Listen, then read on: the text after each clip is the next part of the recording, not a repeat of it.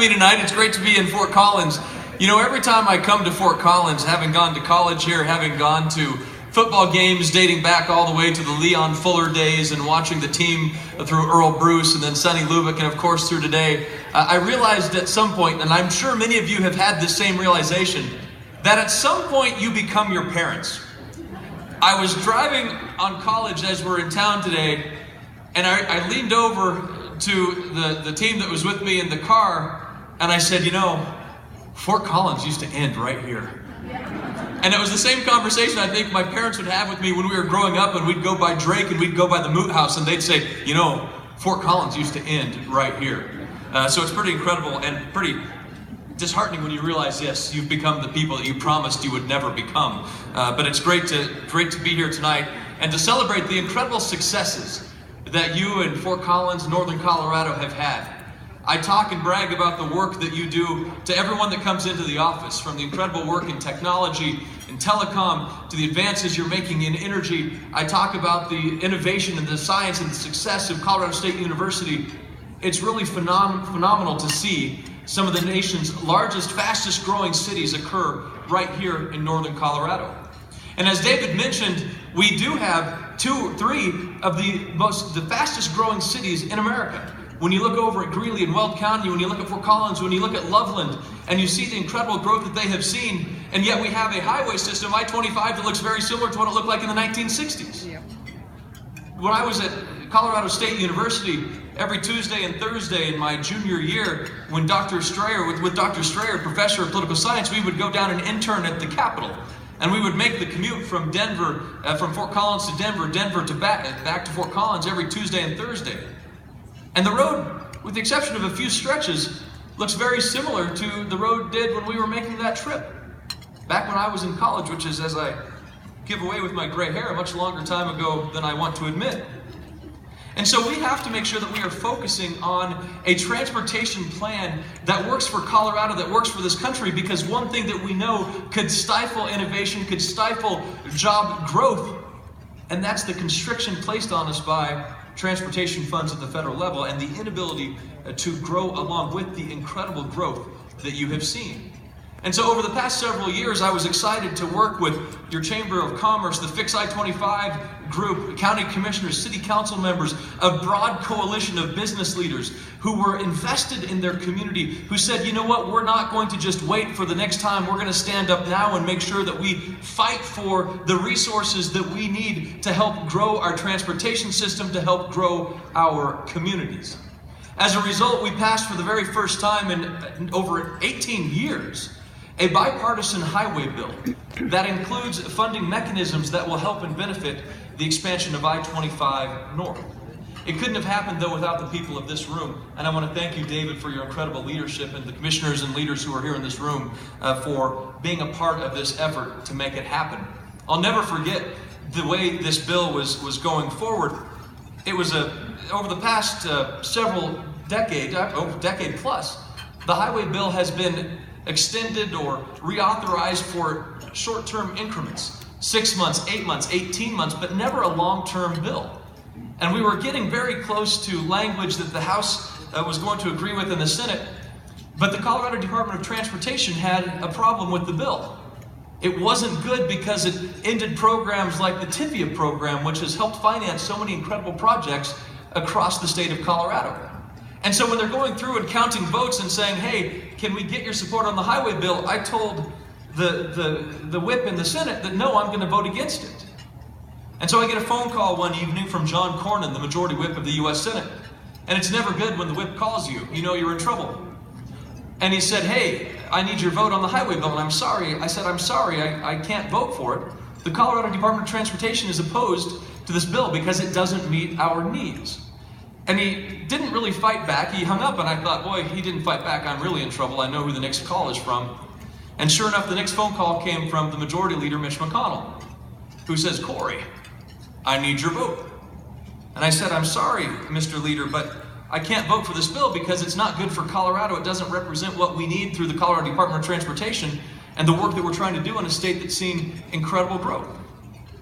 And he argues back a little bit with me, and he says, well, let me see if we can fix this. And over the weekend, thanks to the hard work of Shaylin at CDOT and so many others, we actually came up with a plan to restore funding for the TIFIA program, to maintain that program. We actually got language into the highway bill that makes highways with significant freight corridors and population growth, giving them higher priority for different grant funding mechanisms. And so the Colorado Department of Transportation was able to support the bill. We were able to support the bill. Both Senator Bennett and I, who had been no's, both of us before, were able to come forward with a package that we could be proud of and had tremendous bipartisan support because it did the right thing for Colorado and the country. But it was because of the work and the partnership and the coalition that you built that made it possible. So a couple of things that we have done now through that transportation process. Additional dollars for highway expansion. We're starting to see some of those dollars being delivered right now on I-25 expansion.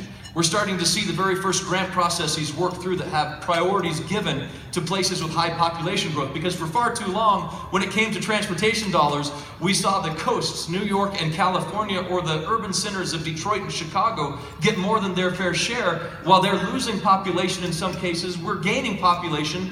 The funding didn't keep up with the population growth, and so I'm excited to say that we've been able to change that and give priority to places like Fort Collins and Loveland and the rest of Colorado where we see this economic opportunity. And we also were able to focus on other needs in the area, like the Fort Collins Loveland Airport, making sure that we focus on virtual tower authorization through the FAA, the Federal Aviation Administration legislation, that will allow us to innovate and to coordinate in ways that I don't even think we can imagine yet, how to combine and how to bring in different modes of transportation in northern Colorado together under one virtual tower, not only from air traffic control purposes, but how we're going to deal with the future of autonomous vehicles in northern Colorado and what we can do to coordinate traffic so that we can have a better flow with the current traffic that we have today. So we've got a lot of work to do, though. Additional opportunities for public-private partnership to bring new dollars to our highway system, because it's not just I-25, it's the other many corridors that we have throughout the area to address. To work on performance roads and contracting, ideas that we will put in place, and to work on permit reform. Because so many of you who are involved in county government or state government or construction know that sometimes permit delays can drive up the cost dramatically of a project. Let me give you an example of some of the changes that we've been able to make. If you're building a mile of road and you put in a culvert that, I don't know, is a 12-inch culvert, and later on you decide, no, we should have made it a 16-inch culvert. I honestly don't even know if that's the way culverts are sized, so if somebody knows culvert sizes, I apologize. But instead of doing a $1 million environmental analysis because you went from 12 inches to 16 inches, we can now rely on the same environmental analysis study that was just performed months before, instead of spending those hard-earned dollars and taking it away from the overall project. So we're being more common sense with the way we apply our transportation dollars, and that's important. We've also seen incredible opportunities in northern Colorado in so many different areas, whether it's energy or tech that I just mentioned. But I was reading in the newspaper the other day when I came across an op-ed piece by David May, and it talked about the needs of workforce. And David, I think the numbers that you talked about in the Fort Collins Loveland area, you said that there is in the next 5 years going to be a need for 28,000 new jobs created, the need for 28,000 new workers in the Fort Collins Loveland area over the next 5 years. But the system through education and in migration is only creating 2,000 to 3,000 jobs a year. Is that right? Is that the statistic?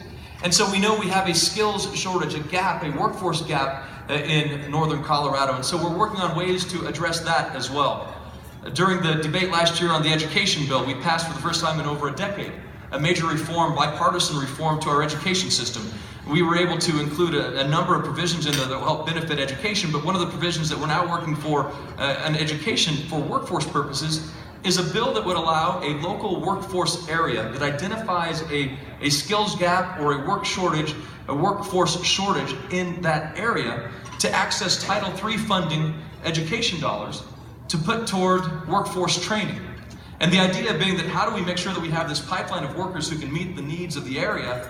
When that workforce area knows they're going to have a shortage, we can get ahead of the game, use these dollars to help provide training and provide educational opportunities to provide the workforce so that businesses don't look at Northern Colorado and say, you know, I'd love to be there or I'd love to stay there, but I can't find the workforce and I'm going to have to leave. That's a decision that people shouldn't have to make. We can do better, and I know you are doing it better through your focus on workforce initiative and the team and the coalition that you have gathered around that tonight.